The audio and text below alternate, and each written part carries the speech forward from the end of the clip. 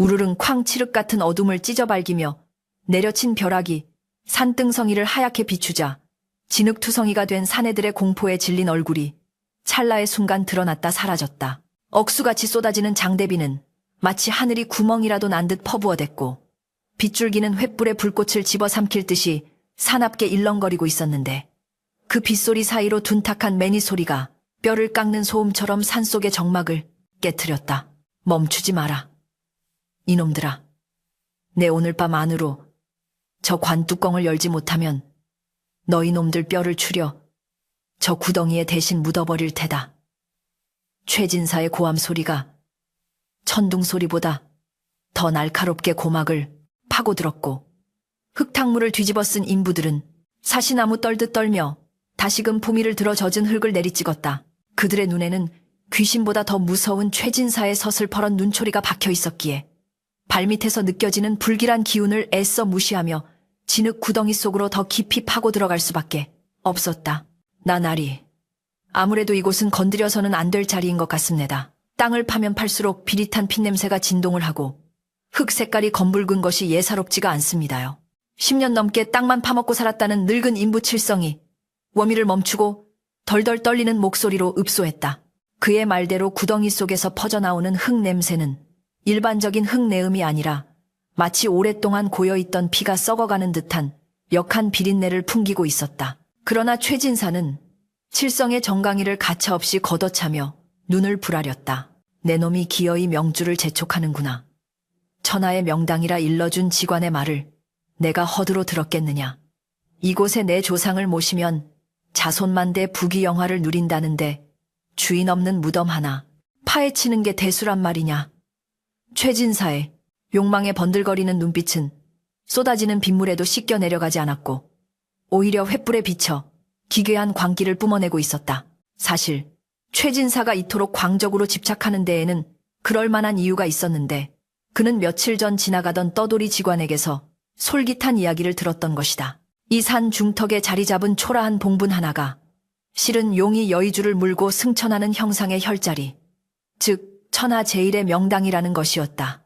다만 그 자리에 이미 임자가 있어 그 기운을 독차지하고 있으니 그 묘를 파내고 최진사의 조부묘를 이장하면 당대의 정승판서가 나올 것이라는 감언이설에 최진사는 완전히 홀려버리고 말았다. 그는 마을 사람들의 수군거림이나 도의적인 비난 따위는 안중에도 없었고 오로지 자신의 가문이 누릴 부귀영화에 대한 탐욕만이 머릿속을 가득 채우고 있었다. 그래서 그는 달도 뜨지 않는 그냘밤 사람들의 눈을 피해 장정들을 이끌고 이 산에 올라와 남의 무덤을 파헤치는 폐륜을 저지르고 있는 것이었다.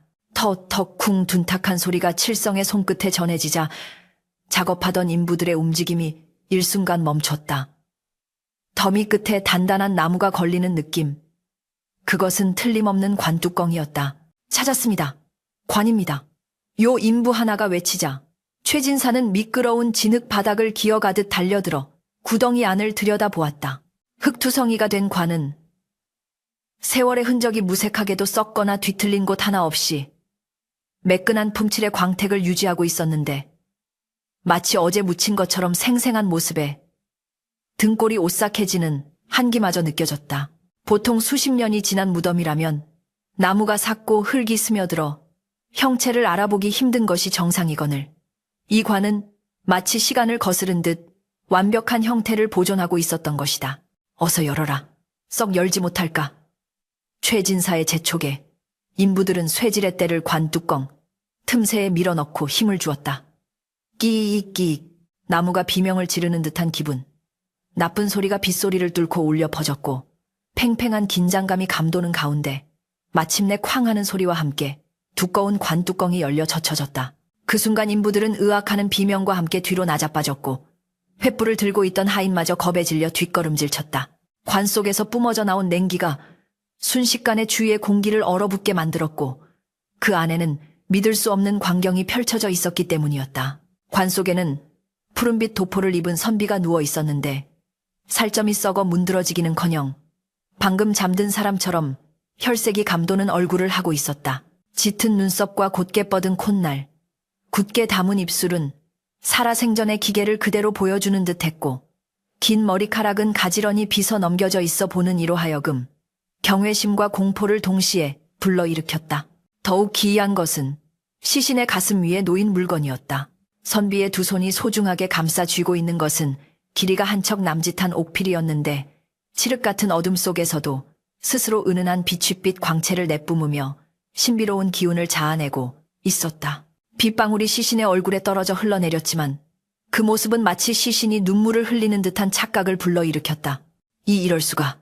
시신이 썩지 않았어. 칠성이 덜덜 떨며 중얼거렸지만 최진사의 눈에는 시신의 기이함보다 그 품에 안긴 영롱한 옥피리만이 들어왔다. 그의 탐욕스러운 시선은 옥피리에 고정된 채 떨어질 줄 몰랐고 본능적으로 저 물건이 보통 물건이 아님을 직감했다. 저것이다. 저 피리가 이 명당의 기운을 모으고 있는 보물이 틀림없어. 저것만 있으면 굳이 이장을 하지 않아도 내 집에 복이 굴러들어올 것이다. 최진사는 침을 꼴깍 삼키며 홀린 듯 구덩이 속으로 뛰어들었다. 인부들이 말릴 새도 없이 그는 시신의 가슴팍으로 손을 뻗었다. 날이 안 됩니다. 시신의 물건에 손을 대면 부정을 탑니다요. 칠성이 다급하게 외쳤지만 최진사의 귀에는 아무것도 들리지 않았다. 그는 거칠게 선비의 손을 젖히고 옥피리를 낚아챘다. 그 순간 차가운 옥의 감촉이 손끝을 타고 전해지며 찌릿한 전율이 온몸을 휘감았다. 옥피리는 손에 쥐자마자 더욱 밝은 빛을 내뿜으며 웅웅거리는 공명음을 내기 시작했다. 최진사는 희열에 찬 웃음을 터뜨리며 소리쳤다. 하하하. 보아라. 이 영롱한 빛을. 이것은 하늘이 내게 내린 선물이다. 이제 이 땅의 기운은 모두 내 것이다. 바로 그때였다. 콱콱쾅 하늘이 무너질 듯한 굉음과 함께 굵은 벼락이 바로 옆 고목나무에 내리꽂혔다. 나무가 쩍 갈라지며 불길이 치솟았고 그 충격으로 땅이 요동쳤다. 그리고 그 혼란 속에서 칠성을 비롯한 인부들은 보았다. 옥피리를 빼앗긴 선비의 시신, 그 감겨있던 눈꺼풀이 서서히 아주 천천히 들어 올려지는 것을. 초점 없는 허연, 눈동자가 아닌 핏발이 선 생생한 눈동자가 드러나며 정확히 최진사를 응시하고 있었다.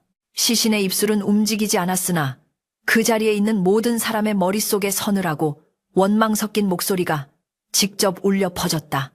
네, 안식을 뺏는 자, 누구인가? 최진사는 등 뒤에서 느껴지는 섬뜩한 시선에 얼어붙은 채 천천히 고개를 돌렸다. 빗물에 젖은 선비의 얼굴, 그 분노로 일그러진 눈과 마주친 순간 최진사의 심장은 맺힐 듯이 조여들었다.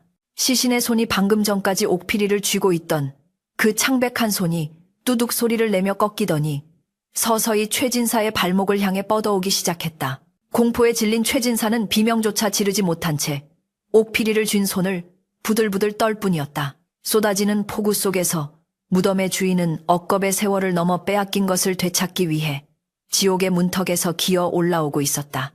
허겁지겁 산비탈을 굴러내려온 최진사의 몰골은 그야말로 산짐승이나 다름없었다. 갓은 어디에 떨어뜨렸는지 보이지도 않았고 비단 도포는 흙탕물에 절어 무게를 더했으며 집신 한 짝은 진흙 구덩이에 박혀 벗겨진 지 오래였다. 그는 뒤따라오던 인부들이 넘어지든 말든 아랑곳하지 않고 오로지 품속에 챙긴 옥피리가 다칠세라 가슴을 움켜쥔 채 마치 성난 불갯대에 쫓기는 도둑처럼 마을 어귀를 향해 내달렸다.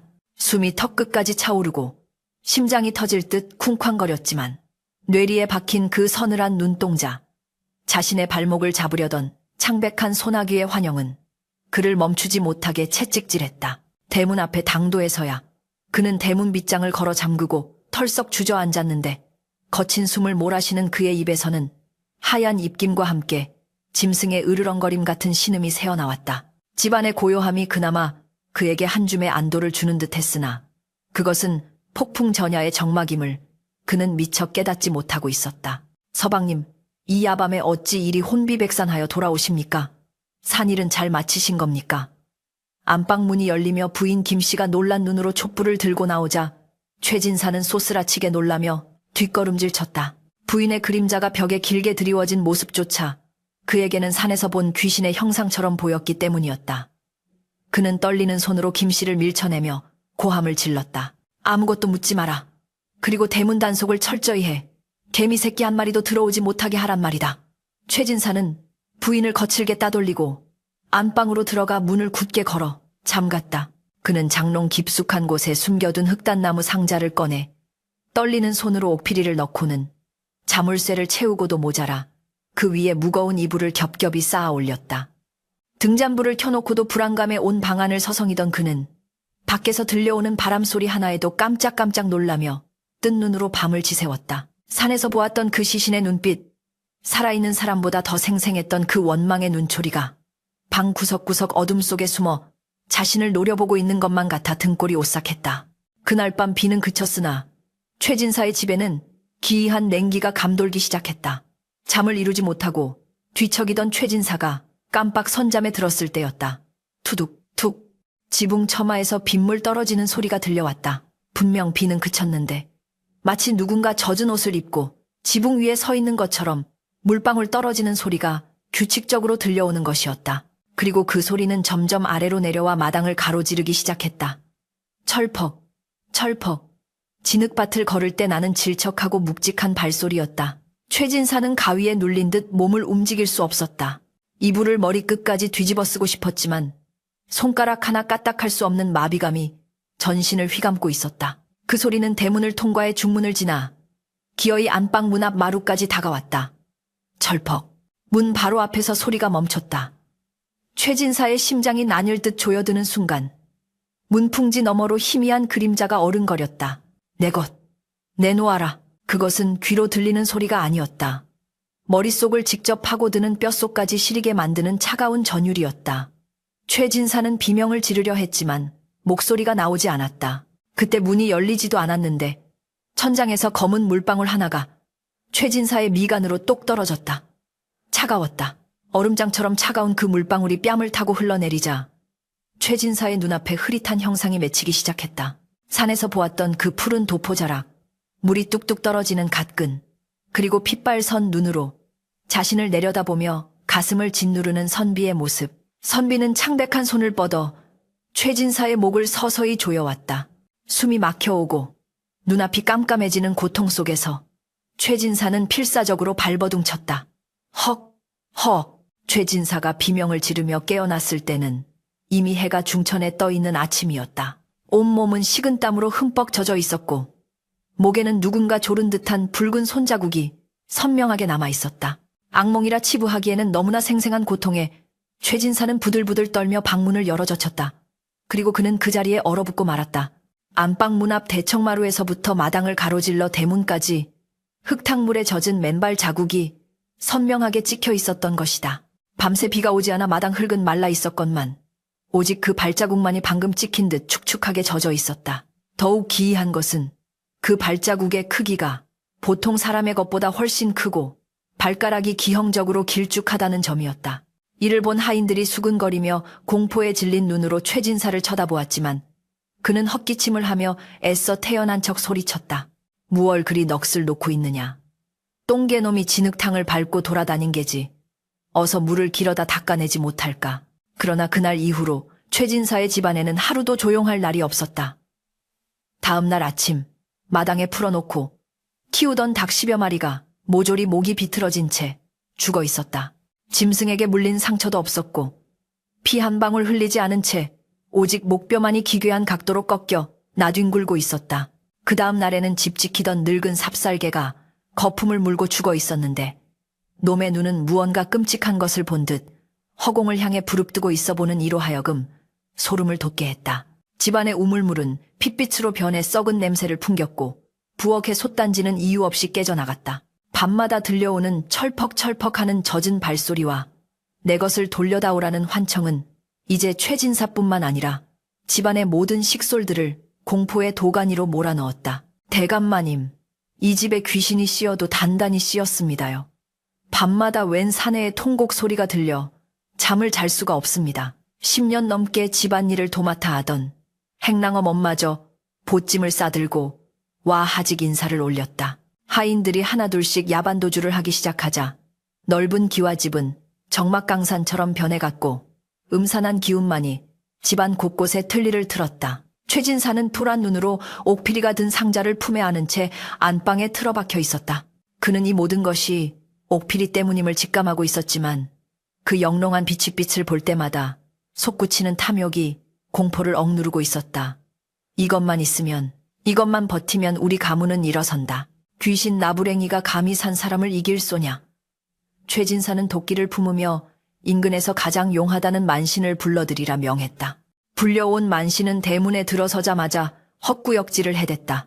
어이구, 독하다. 독해 원한이 뼈에 사무쳐 하늘을 찌르는구나. 주인 양반, 도대체 무슨 짓을 저지른 게요. 만신의 호통에도 최진사는 콧방귀를 뀌며 돈주머니를 던져주었다. 쓸데없는 소리 말고 잡기나 쫓아내시게. 구판을 버려 저놈의 귀신을 꽁꽁 묶어 항아리에 가둬버리란 말이야. 만신은 혀를 차면서도 거금을 보자 눈이 번쩍 뜨여 굿 준비를 서둘렀다. 마당에 작두를 세우고 돼지머리를 올린 뒤 진과 꽹과리가 요란하게 울려 퍼지기 시작했다. 오색천이 휘날리고 만신이 방울을 흔들며 주문을 외우자 잠시 집안의 음기가 거치는 듯했다. 만신은 신들린 듯 춤을 추며 공수를 내리기 위해 접신을 시도했다. 그런데 굿이 절정에 달했을 무렵 갑자기 맑은 하늘에 먹구름이 몰려들더니 마른 벼락이 작두 위로 내리꽂혔다. 구막 만신이 비명을 지르며 뒤로 나자빠졌다. 그녀가 손에 들고 있던 붓새 방울이 마치 누군가 힘으로 으깨버린 듯 찌그러져 바닥에 뒹굴었다. 넘어진 만신의 입에서 검은 피가 주르륵 흘러내렸고 그녀는 공포에 질린 눈으로 허공을 응시하며 뒷걸음질 쳤다. 아, 아니다. 이건 잡기가 아니다. 건드려서는 안 될 분을 건드렸어. 내 신명조차 범접할 수 없는 강한 기운이다. 만신은 사시나무 떨듯 떨며 최진사를 향해 손가락질했다. 이 미친 영감탱이가 감히 선비의 꼿꼿한 절개를 능멸하고도 무사할 줄 알았느냐. 그 물건을 돌려주지 않으면 내 놈 집안씨가 마를 것이다. 만신은 구판이고 뭐고 다 내팽개치고 신발도 신지 않은 채 대문 밖으로 도망쳐 버렸다. 남겨진 최진사는 망연자실하여 찌그러진 방울을 내려다보았다. 용하다는 무당마저 도망칠 정도라면 보통 원혼이 아니란 말인가. 그러나 공포가 극에 달할수록 최진사의 아집 또한 기이하게 비틀려 강해졌다. 그는 미친 사람처럼 웃음을 터뜨렸다. 흐흐흐. 그래, 어디 해보자. 내 놈이 이기나 내가 이기나. 내가 이 옥피리를 내놓을 것 같으냐. 천만의 말씀이다. 그는 다시 안방으로 뛰어들어가 옥피리 상자를 꺼내 들었다. 상자 뚜껑을 열자 어둠 속에서도 옥피리는 더욱 서늘하고 푸른 빛을 발하고 있었다. 그 빛은 마치 최진사를 유혹하는 요물의 눈빛 같기도 했고 다가올 파멸을 예고하는 저승의 등불 같기도 했다. 그날 밤은 달조차 뜨지 않은 그참이었다. 하인들마저 모두 도망치고 텅 빈 집안에 홀로 남은 최진사는 술병을 끼고 앉아 옥피리를 어루만지고 있었다. 술기운을 빌려 공포를 잊으려 했지만 감각은 더욱 예민해져만 갔다. 스스스. 문풍지를 스치는 바람 소리가 마치 옷자락 끌리는 소리처럼 들렸다. 아니, 그것은 바람 소리가 아니었다. 안방문 바로 앞에서 누군가 긴 숨을 들이마시는 소리였다. 후. 문틈으로 스며들어온 차가운 입김이 촛불을 훅 꺼버렸다. 순식간에 방 안은 칠흑 같은 어둠에 잠겼고 최진사의 귓가에 젖은 입술이 닿을 듯 말 듯 한 거리에서 속삭임이 들려왔다. 돌려다오. 내가 들어가서 가져가랴. 최진사는 비명을 지르며 옥피리를 휘둘렀지만 허공을 가를 뿐이었다. 그때 굳게 잠긴 방문 빗장이 덜컥하더니 스스로 스르르 열리기 시작했다. 열린 문틈 사이로 잿빛 안개가 방 안으로 밀려 들어왔고 그 안개 속에서 두 개의 붉은 안광이 번뜩였다. 그리고 젖은 발자국 소리가 다시 시작되었다.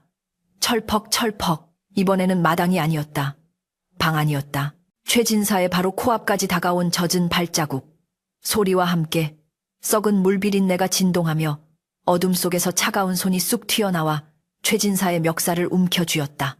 으헉. 최진사는 단말마의 비명을 지르며 바닥으로 고꾸라졌다. 목을 조여오던 차가운 소나귀의 감촉이 생생했건만 정신을 차리고 보니 방 안에는 아무도 없었다. 다만 열린 문틈으로 들어온 싸늘한 밤바람이 식은땀으로 젖은 그의 등줄기를 훑고 지나갈 뿐이었다. 꿈이었나? 아니, 꿈이라기엔 목덜미에 남아있는 통증이 너무나 선명했다. 떨리는 손으로 목을 더듬어 보니 5손가락 자국이 마치 불인두로 지진 듯 화끈거리며 부어올라 있었다. 그것은 분명한 경고였다. 언제든 네 목숨을 거두어 갈 수 있다는, 죽은 자가 산자에게 보내는 서슬퍼런 살인 예고장이나 다름없었다. 최진사는 엉금엉금 기어서 구석에 처박힌 옥피리 상자를 끌어안았다. 공포가 극에 달할수록 기이하게도 그 물건에 대한 집착은 더욱 질겨져만 갔다. 이것은 내 것이다. 아무도 못 가져가.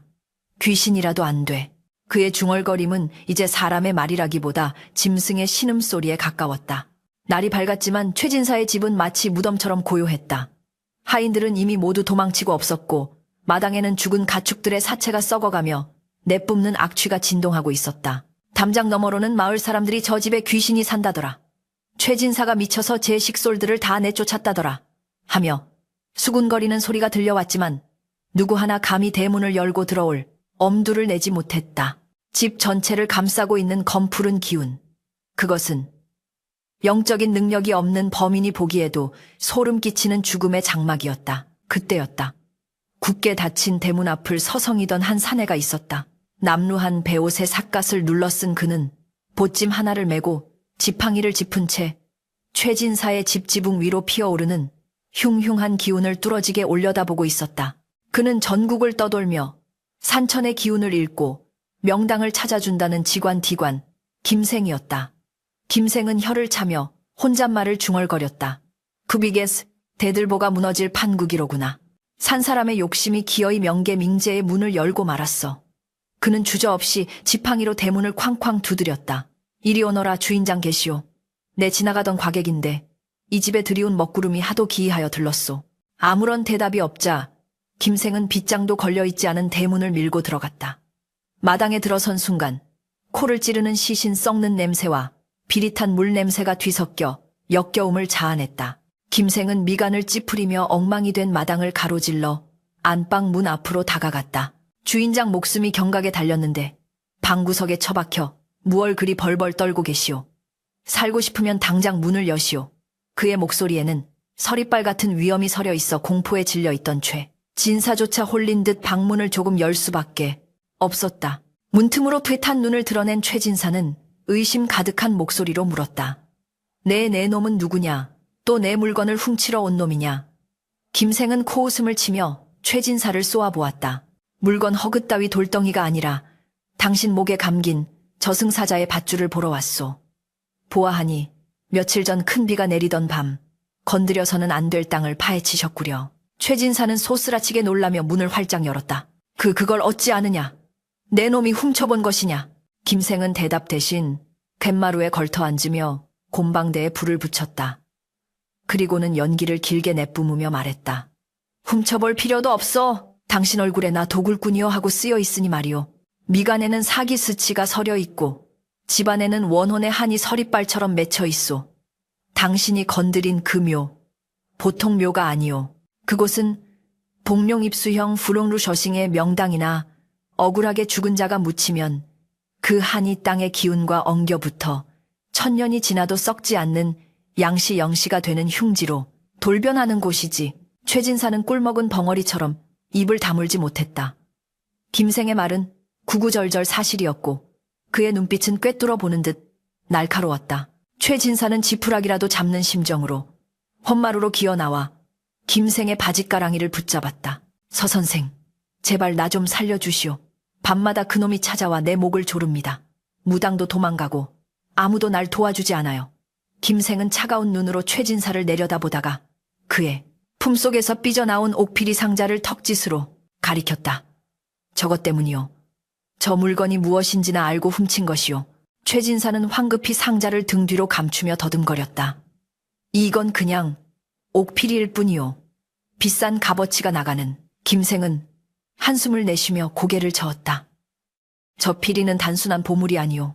내가 알기로 이 산 뒷자락에는 50년 전 김효사와 지머스와 때 억울하게 영모 누명을 쓰고 참형을 당한 젊은 선비 한모의 시신이 안매장되었다고 들었소. 그는 임금께 자신의 결백을 증명할 밀섬 이슈를 옥피리 속에 숨겨두고 죽는 순간까지 그 피리를 놓지 않았다고 하지. 즉 당신이 쥐고 있는 그것은 한 선비의 목숨보다 귀한 명예이자 씻지 못한 원통함 그 자체란 말이오. 최진사의 눈동자가 심하게 흔들렸다. 영모 누명 밀서. 그렇다면 이 옥피리는 단순한 골동품 정도가 아니라 조정에 가져가면 엄청난 파장을 일으킬 수도 있는 물건이 아닌가. 순간 최진사의 머릿속에서 공포보다 더 거대한 탐욕의 불길이 치솟았다. 만약 이 안에 든 것이 진짜 왕실의 비밀을 담은 것이라면 이것을 이용해 권세를 무수도 있지 않을까? 아니면 큰돈을 받고 팔아 넘길 수도 있을 것이다. 그의 표정이 교활하게 일그러지는 것을 본 김생은 혀를 차며 호통을 쳤다. 이보시오. 아직도 헛된 망상을 품고 있소. 그 선비의 혼이 구천을 떠돌며 오직 그 피리 하나만을 지켜온 세월이 50년이오. 당신이 그 피리를 탐하는 순간 선비의 원하는 당신의 뼈와 살을 파먹고 기어이 당신의 삼족을 멸할 것이오. 당장 그 피리를 들고 묘소로 가서 무릎 꿇고 사죄하시오. 그리고 죄를 올려 원혼을 달래주지 않으면 오늘 밤 당신은 살아남지 못할 것이오. 김생의 서슬퍼런 경고에 최진사는 잠시 주춤했으나 이내 오기가 발동했다. 옥피리를 돌려주라니. 다 잡은 부귀영화를, 이 신비로운 보물을 흙구덩이 속에 다시 처박으란 말인가. 게다가 놈이 말한 대로 이것이 그토록 중요한 물건이라면 더욱더 내놓을 수 없었다. 최진사는 벌떡 일어나 김생을 밀쳤다. 닥쳐라. 내 놈도 한패지. 귀신 이야기를 지어내어 나를 겁주고 이 귀한 보물을 가로채려는 수작 아니냐. 내 눈은 못 속인다. 이 사기꾼 놈아. 김생은 바닥에 넘어졌지만 표정 하나 변하지 않았다. 그는 흙을 털고 일어나며 싸늘하게 웃었다. 허허.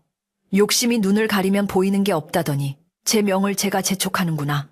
내 당신을 가엾게 여겨 살 길을 일러주려 했으나 귀가 막힌 자에게는 소귀의 경일기로다.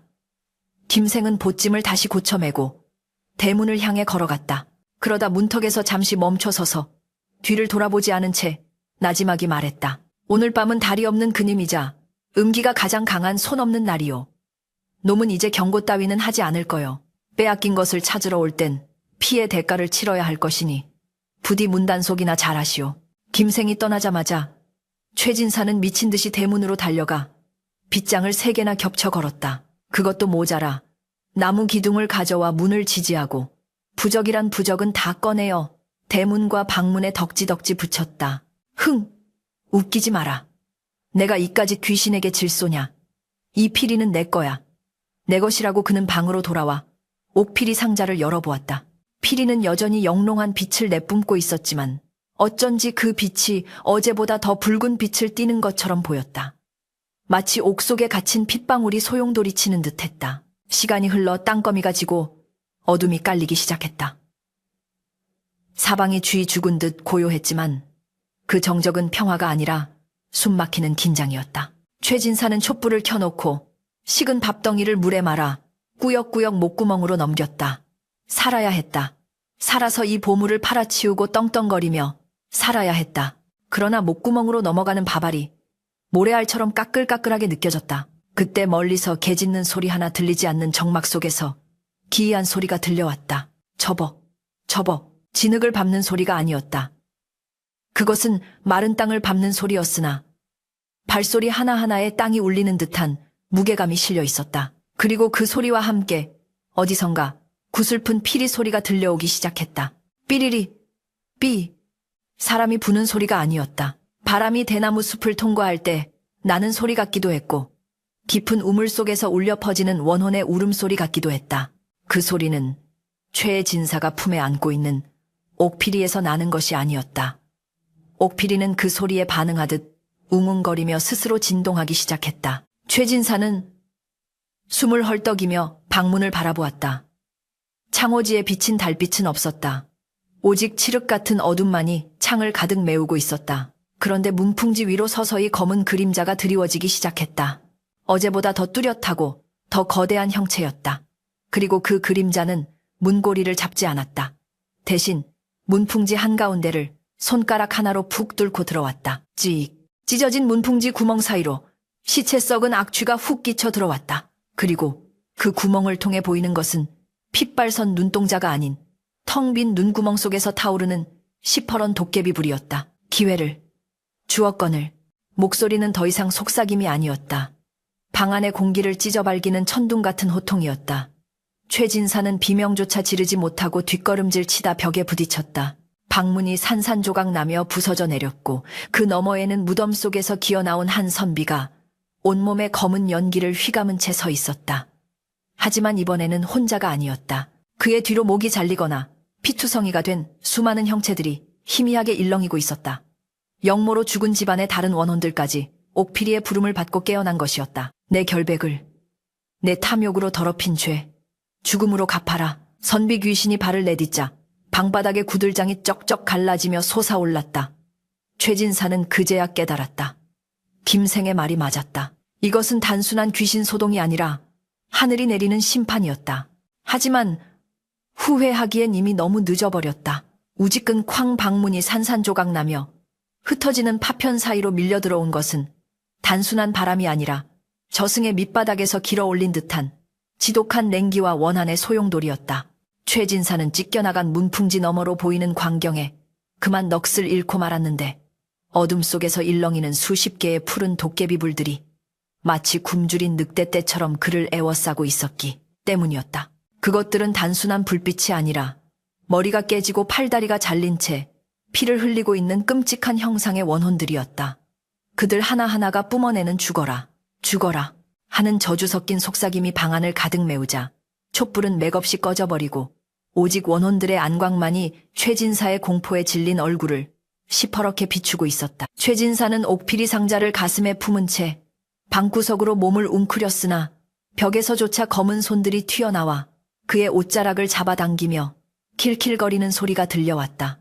네 이놈, 감히 내 피와 눈물이 서린 신물쇠물을 탐하고도 무사할 줄 알았느냐. 선비 귀신 아니 한모의 원령이 방 한가운데로 스르르 미끄러져 들어오자 바닥의 구들장이 무게를 이기지 못하고 쩍쩍 갈라지며 비명을 질렀다. 그의 푸른 도포는 물과 피에 젖어 무겁게 늘어져 있었고 갓끈이 끊어진 채 산발한 머리카락 사이로 보이는 얼굴은 분노로 인해 검게 죽어 있었다. 한모가 한 발짝 다가설 때마다 최진사의 심장은 쇠망치로 얻어맞은 듯 쿵쿵거렸고 숨을 쉴 때마다 폐부 깊숙이 썩은 물이 차오르는 듯한 고통이 밀려왔다. 최진사는 살려달라는 말조차 입 밖으로 꺼내지 못한 채 딱딱거리며 이빨만 부딪힐 뿐이었다. 이제 돈도 명예도 저 옥피리도 아무런 소용이 없다는 것을 뼈저리게 느꼈으나 이미 저승의 사자들은 그의 목을 노리고 있었다. 한모의 원령이 앙상한 손을 들어 올리자 허공에 떠있던 도깨비 불들이 일제히 최진사를 향해 쇄도했다. 으아악 최진사는 비명을 지르며 바닥을 굴렀다. 원혼들이 그의 팔다리를 물어뜯고 차가운 손톱으로 살캄을 파고드는 고통은 생살이 찢겨나가는 것보다 더 끔찍했다. 그것은 육체의 고통을 넘어 영혼을 갉아먹는 듯한 지옥의 형벌이었다. 이거 가져가란 말이야. 최진사는 필사적으로 품에 안고 있던 옥피리 상자를 원령을 향해 집어던졌다. 상자가 바닥에 떨어지며 뚜껑이 열렸고 그 안에서 옥피리가 튀어나와 대구르르 굴러갔다. 옥피리는 주인인 한모의 발치에서 멈추며 구슬픈 공명음을 내었으나 한모는 피리에는 눈길조차 주지 않은 채 오직 최진사만을 노려보았다. 고작 이따위 물건을 돌려준다고 내 50년 묵은 한이 풀릴 것 같으냐. 내 가문은 멸문지화를 당했고 내 시신은 짐승의 밥이 될 뻔했다. 내 놈이 파헤친 것은 흙이 아니라 내 피 맺힌 절규였음을 알게 해주마. 한모의 소나귀에서 검은 기운이 뿜어져 나와 최진사의 목을 휘감아 허공으로 들어 올렸다. 최진사의 두 발이 바닥에서 뜨고 목뼈가 으스러질 듯한 압박감에 얼굴이 보랏빛으로 변해갔다. 그는 허공에서 발버둥 치며 씁쓸거렸지만 원령의 힘은 인간이 대적할 수 있는 것이 아니었다. 최진사의 눈동자가 뒤집히고 의식이 희미해져 가는 순간 밖에서 우르릉하는 천둥소리와 함께 대문이 쾅 하고 열리는 소리가 들렸다. 멈추시오. 그 손을 거두시오. 한 선비 병력 같은 호통소리와 함께 방 안으로 뛰어든 것은 다름 아닌 직관 김생이었다. 그의 손에는 붉은 글씨가 쓰인 부적 한 장과 오래된 복숭아 나무 가지가 들려 있었다. 김생이 복숭아 나무 가지를 허공에 휘두르며 주문을 외우자 최진사를 에워싸고 있던 잡귀들이 끼에액하는 비명을 지르며 주춤거리고 뒤로 물러났다. 방 안을 가득 채우던 음기가 일순간 흐트러지며 한모의 원령 또한 움찔하여 최진사를 잡고 있던 힘을 살짝 풀었다. 쾅 최진사는 바닥으로 떨어져 거친 숨을 몰아쉬며 기침을 토해냈다. 굴럭굴럭 살려주시오. 김생은 최진사를 거들떠보지도 않고 오직 분노에 휩싸인 한모의 원령을 정면으로 응시하며 무릎을 꿇었다. 이는 귀신에 대한 굴복이 아니라 억울하게 죽은 선비에 대한 예우였다. 한모 선비님, 소생 지나가던 직관 김가라 하오. 님의 원통함이 하늘에 닿아 비가 되고 땅을 울리는 것을 내 어찌 모르겠소. 허나 이 미천하고 탐욕스러운 자의 목을 비틀어 죽인들 님의 더러워진 이름이 씻겨지겠소. 오히려 살생의 업보만 더하여 구천을 떠도는 악귀가 될 뿐이니 부디 노여움을 거두어 주시오. 김생의 목소리는 차분하면서도 힘이 있어 광기에 사로잡혀 있던 방 안의 공기를 진정시키는 힘이 있었다. 한모의 원령은 붉은 안광을 번뜩이며 김생을 내려다 보았다. 내 놈은 뭐냐? 인간 따위가 감히 내 심판을 방해하느냐? 저놈은 내 안식을 깨고 내 마지막 희망을 도적질했다. 죽어 마땅하다. 귀신의 목소리는 쇠를 긁는 듯 날카로웠으나 김생은 물러서지 않고 바닥에 떨어진 옥피리를 조심스럽게 집어들었다. 압니다. 허나 선비님께서 목숨 걸고 지키려 했던 것은 이 옥피리 자체가 아니라 이 안에 담긴 진실이 아니옵니까? 김효년의 그 참혹했던 사화 간신들의 모함으로 역적으로 몰려 죽어가면서도 끝내놓지 못했던 임금님께 올릴 상소문. 그것이 바로 이 피리 안에 들어있지 않습니까? 김생의 외침에 한모의 원령이 크게 동요했다. 검은 안개가 걷히며 그의 일그러진 얼굴에 생전의 인간적인 고뇌와 슬픔이 스쳐 지나갔다. 그것을 네가 어찌 아느냐? 김생은 옥피리의 끝부분을 특정한 방식으로 비틀었다. 그러자 달칵 하는 소리와 함께 피리의 마디가 분리되며 그 속에서 돌돌 말린 얇은 비단 1000조각이 모습을 드러냈다. 50년의 세월이 흘렀음에도 옥피리 속에 밀봉되어 있던 밀서는 썩지 않고 그 내용을 고스란히 간직하고 있었다. 김생은 떨리는 손으로 밀서를 펼쳐 보였다. 보십시오. 이것은 단순한 보물이 아닙니다. 선비님의 충심이자 피로 쓴 역사입니다. 이것을 저 무지렁이 같은 최진사의 피로 더럽히시겠습니까? 아니면 세상에 드러내어 만천하의 진실을 알리시겠습니까? 최진사는 바닥에 엎드린 채 그 광경을 훔쳐보며 덜덜 떨고 있었다. 저 피리 속에 진짜 보물이 들어있었다니. 그러나 지금은 금은보화가 문제가 아니었다. 저 밀서가 자신의 목숨줄을 쥐고 있다는 것을 본능적으로 깨달았다. 김생은 다시금 간곡하게 호소했다. 선비님, 저에게 기회를 주십시오. 내일 날이 밝는 대로 이 최진사를 앞세워 관하로 가겠습니다. 이자가 도구를 자백하고 이 밀서를 사또에게 바치게 하여 선비님의 누명을 벗기고 신원을 회복시켜드리겠습니다. 만약 이 약조를 지키지 못한다면 그때는 제 목숨을 선비님께 바치리다. 한모의 원령은 한참 동안 김생과 밀서를 번갈아 바라보았다. 방 안을 맴돌던 다른 원혼들의 울음소리도 잦아들고 고요한 정적이 흘렀다. 죽어서도 잊지 못했던 억울함, 차가운 땅속에서 이를 갈며 기다렸던 순간이 바로 이것이 아니었던가. 피를 부르는 복수보다 더 간절했던 것은 바로 명예의 회복이었다. 한모는 천천히 고개를 끄덕였다. 그러자 그의 몸을 감싸고 있던 검은 도끼가 서서히 흩어지며 본래의 선비다운 기품 있는 모습이 희미하게 드러났다. 그는 싸늘한 눈빛으로 바닥에 납작 엎드린 최진사를 가리키며 입을 열었다. 좋다. 직관의 말을 믿어보마. 허나 명심하라. 내일 해가 중천에 뜨기 전까지 관아에 당도하지 않는다면 내 다시 돌아와 이 집안의 씨를 말리고 내 놈의 오장육부를 씹어먹을 것이다. 그리고 한모의 원령이 손가락을 튕기자 검은 연기 한 줄기가 뱀처럼 날아가 최진사의 오른쪽 뺨에 꽂혔다. 으악! 최진사가 비명을 지르며 얼굴을 감싸 쥐었다. 손을 떼어내자 그의 뺨에는 도자가 시커먼 멍처럼 낙인 찍혀 있었다. 그것은 내 무덤을 건드린 징표다. 평생 그 수치를 얼굴에 달고 살아가라. 말을 마친 한모의 원령은 옥피리 속으로 스며들듯 사라졌고 주변을 맴돌던 도깨비 불들도 하나둘씩 창문 밖으로 빠져나갔다. 방 안을 가득 메웠던 살기가 걷히자 긴장이 풀린 최진사는 그대로 기절하여 쓰러지고 말았다.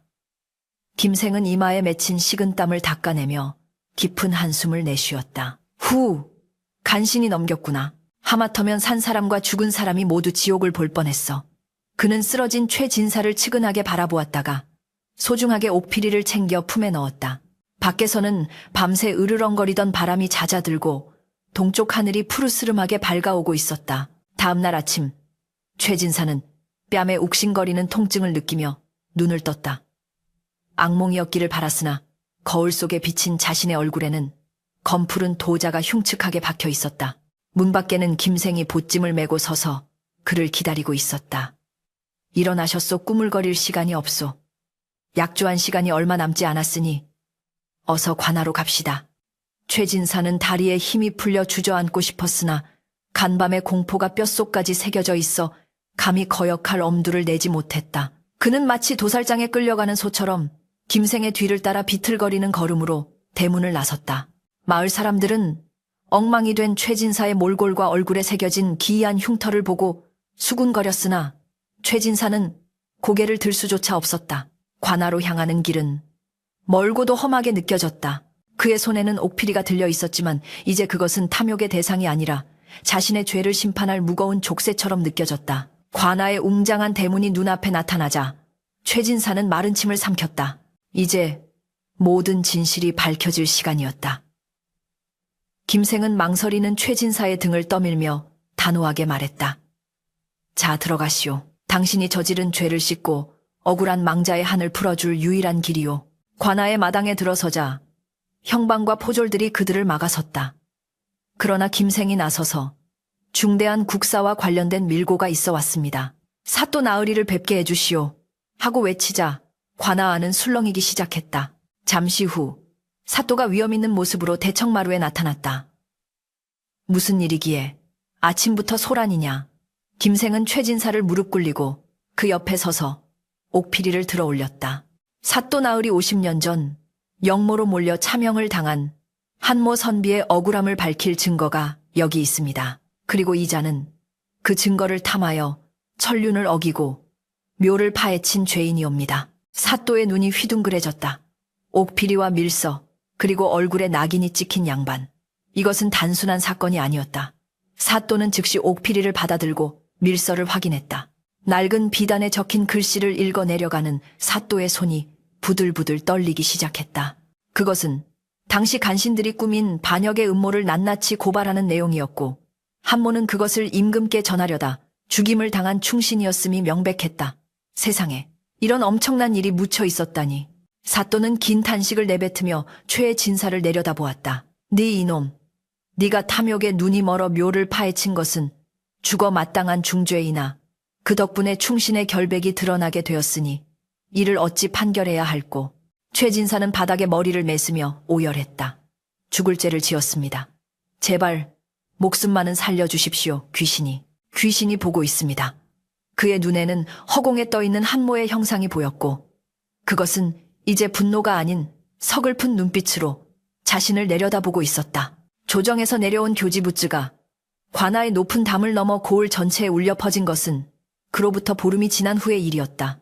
한양으로 급파되었던 파발마가 흙먼지를 일으키며 돌아왔고 그 말 한 장에는 50년 전 억울하게 죽은 충신의 넋을 위로하고 그 명예를 회복시킨다는 임금의 어명이 실려 있었다. 죄인 한모는 역적이 아니라 나라를 구하려던 충신이었음이 밝혀졌으니 그 죄를 면하고 관작을 복원하며 시효를 내리노라.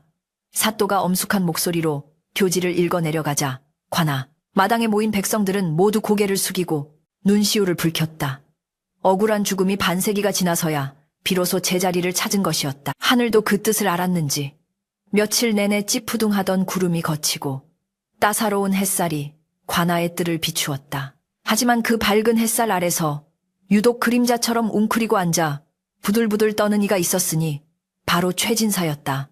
최진사는 참형은 면했으나 살아있는 송장이나 다름없는 신세가 되었다. 사또는 그의 죄질이 무겁지만 결과적으로 충신의 억울함을 밝히는 계기가 되었음을 참작하여 곤장 100대와 가산 몰수형을 내리고 방면하였다. 그러나 형벌보다 더 무서운 것은 세상의 눈초리와 그 자신의 얼굴에 새겨진 낙인이었다. 형틀에서 풀려난 최진사가 비틀거리며 거리로 나서자 사람들은 그에게 돌을 던지며 욕설을 퍼부었다. 저놈이 남의 무덤을 파헤친 도굴꾼이라. 지 충신의 뼈를 건드리고도 살아남기를 바라다니 뻔뻔하기도 하지. 날아오는 돌멩이보다 더 아픈 것은 뺨에 시커멓게 박힌 도자가 욱신거릴 때마다 느껴지는 끔찍한 환통이었다. 그것은 단순한 멍자국이 아니라 한모 선비의 원혼이 남긴 저주의 불도장이었기에 최진사는 밤낮 없이 타오르는 듯한 고통에 시달려야 했다. 집으로 돌아온 최진사를 반기는 것은 폐허가 된 가옥과 정막뿐이었다. 그 많던 하인들은 이미 뿔뿔이 흩어졌고 곳곳가는 텅 비어 쥐새끼들만이 드나들고 있었다. 화려했던 비단 이불과 자개장롱은 빚쟁이들이 들이닥쳐 모두 뜯어갔고 남은 것은 썩은 멍석 한 장과 깨진 사기 그릇 몇 개가 전부였다. 최진사는 멍석 위에 주저앉아 허공을 향해 손을 휘저었다. 오지 마. 오지 마라. 내가 다 돌려줬잖아. 옥피리도 줬고 밀서도 줬잖아. 왜 아직도 나를 노려보는 게야. 그의 눈에는 여전히 한모 선비의 환영이 보였다. 낮에는 처마 밑 그늘에서, 밤에는 문풍지 너머 달빛 속에서 선비는 표정 없는 얼굴로 최진사를 응시하고 있었다. 공포와 광기에 사로잡힌 최진사는 결국 제정신을 놓고 말았다. 그는 헝클어진 머리에 흙투성이가 된 옷을 입고 거리를 쏘다니며 만나는 사람마다 붙잡고 물었다. 내 옥필이 못 봤소. 그 영롱한 빛빛 필이 말이오. 그게 있으면 우리 집안이 다시 일어설 텐데. 사람들은 혀를 차며 그를 피했고 아이들은 그를 도깨비 영감이라 부르며 놀려댔다.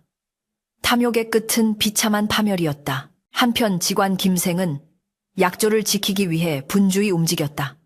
그는 한모 선비의 시신을 수습하여 관아의 지원을 받아 새로운 빗자리를 찾아 나섰다. 지난번 최진사가 파헤쳤던 그 자리는 기운이 이미 훼손되었을 뿐만 아니라 원혼의 한이 너무 깊게 서려 있어 다시 쓰기에는 부적절했다. 김생은 며칠 동안 산세를 살피고 물길을 따져본 끝에 마을 뒷산 양지 바른 곳에 자리 잡은 금계포란형 긴계뻘완싱의 명당을 찾아냈다. 이곳이 좋겠구나. 황금 닭이 알을 품듯 따뜻하고 포근하니 지난 50년간 차가운 진흙 속에서 떨었던 선비님의 몸을 녹이기에 부족함이 없으리라. 김생은 흐뭇한 미소를 지으며 패처를 내려놓았다. 그곳은 화려하거나 권세를 부르는 자리는 아니었으나 사계절 내내 볕이 잘 들고 바람이 부드럽게 감싸 안는 그야말로 영원한 안식을 취하기에 더없이 좋은 곳이었다. 이장 날 마을 사람들도 십시일반으로 힘을 보탰다. 최진사의 돈으로 억지로 끌려왔던 지난번과는 달리 이번에는 충신을 모신다는 경건한 마음으로 너 나 할 것 없이 통일을 들고 나섰다. 썩지 않았던 한모 선비의 시신은 관아에서 마련해준 새 수의를 입고 최고급 관에 안치되었다. 김생은 정성스럽게 흙을 고르고 다지며 염을 외웠다. 나무 아미타불. 이제 이승의 시름은 모두 잊으시고 부디 편안히 잠드소서. 님의 충심은 역사에 기록되었고 님의 억울함은 만천하에 씻겨졌나이다. 봉분이 둥글게 쌓아 올려지고 그 앞에 충신 한모 지묘라고 쓰인 비석이 세워지자 어디선가 불어온 훈풍이 묘역을 한 바퀴 휘감고 돌아갔다. 제가 시작되었다. 술잔에 맑은 청주가 채워지고 향불이 피어오르자 김생은 엎드려 절을 올렸다. 그때였다. 향 연기가 하늘로 곧게 뻗어 올라가더니 그 연기 속에서 희미한 형상이 피어오르기 시작했다. 지난번 최진사의 집에서 보았던 검은 도끼를 내뿜던 귀신의 모습은 온데간데 없었다. 대신 깨끗한 도포를 입고 갓을 바르게 쓴 생전의 고고한 선비의 모습이 반투명하게 나타났다. 선비의 얼굴에는 더 이상 핏발선, 분노도 원통한 슬픔도 남아있지 않았다. 그는 온화하고 평온한 미소를 지으며 김생과 마을 사람들을 내려다보고 있었다. 선비는 말없이 고개를 숙여 김생에게 감사의 인사를 전했다. 그 눈빛은 마치 고맙네. 자네 덕분에 이제야 무거운 짐을 내려놓고 가네. 라고 말하는 듯 했다. 김생이 눈시울을 붉히며 고개를 들었을 때 선비의 영혼 옆으로 다른 형체들이 하나둘씩 나타났다. 목이 잘리고 피투성이었던 가문의 원혼들도 이제는 본래의 깨끗한 모습으로 돌아와 있었다. 그들은 서로의 손을 잡고 한모 선비를 중심으로 둥글게 모여섰다. 마치 오랫동안 기다려온 가족 상봉을 하듯 그들의 표정에는 환희가 가득했다.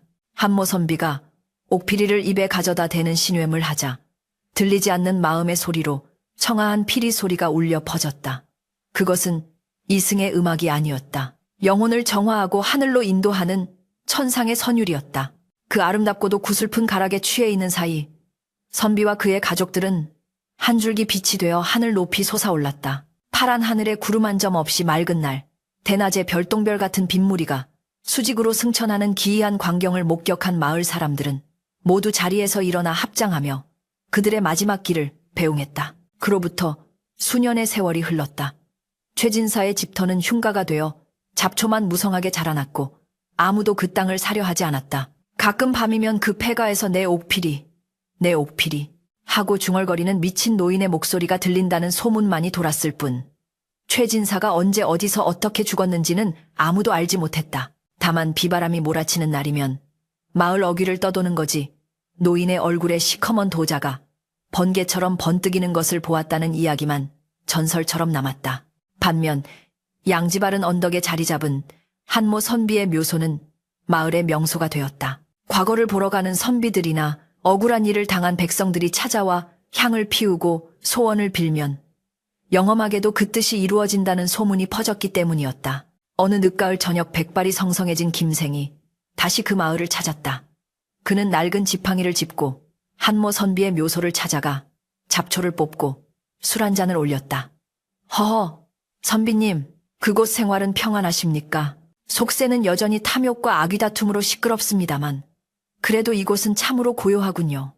김생은 묘비 옆에 앉아 저물어가는 노을을 바라보았다. 붉게 물든 하늘은 50년 전 그 핏빛 밤과는 달리 너무나도 평화롭고 아름다웠다.